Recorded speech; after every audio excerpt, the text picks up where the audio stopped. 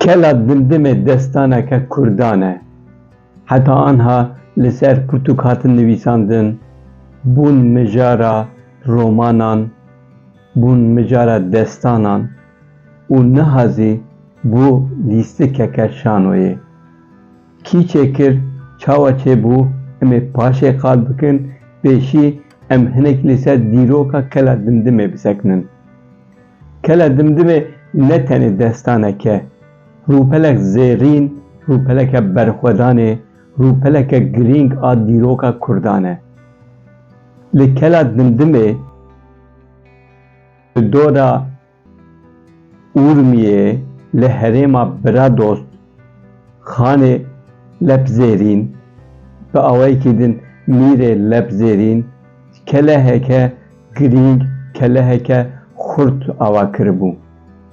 Armanca wî ew bû di wê kelehê de li gel Kurdên xwe, li gel hemwelatiyên xwe, li gel bir û xuşkên xwe, li gel zarokên xwe, dê û bavên xwe bawekî azad bi zimanê xwe, bi jiyana xwe, bi hev re, bêyî ku zilmê li hinan bikin, bêyî ku bihêlin hinên din zilm li wan bikin, dixwestin li wê derê bijîn di nav wê kelehê de. Lê nehiştin. Sefeviyan nehiştin. Di sala 1609 de êrişê kelehê kirin. Nexwestin ew azad ser bi xwe bijîn, loma êrişê kelehê kirin.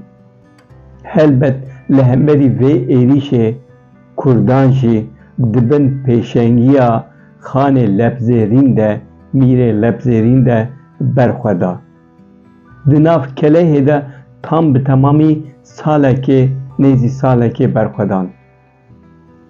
Paşê çawa çêbû, mêze kirin nekarîn bi wan, dora wan ji xwe girtibûn, ji xwe nedihiştin, bi tu awayî alîkarî ji wan re here, vê carê ava wan birîn.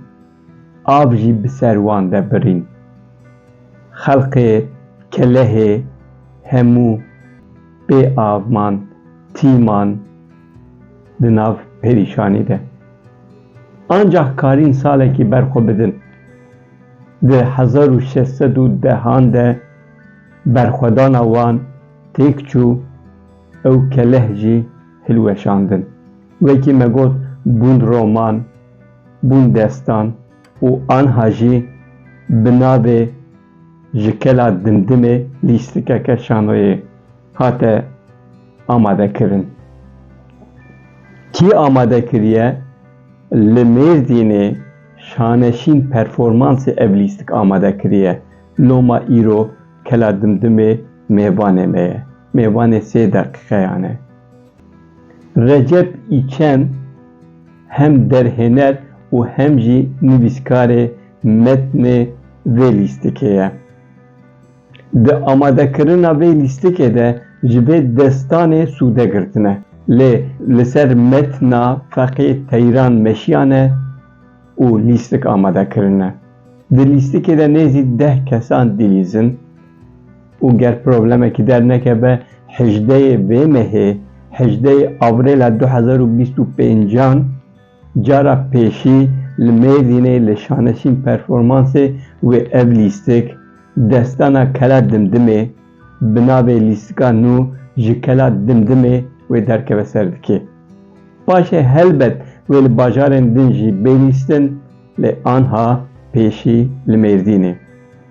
Helbet tiştek xweş e ji dîroka Kurdan, destan bêne nivîsandin, roman bêne nivîsandin, çîrok bêne nivîsandin, film bêne kişandin û tiştekî xweş e ku ev derkeve ser dikê û bibe metneke şanoyê, bibe lîstikek şanoyê.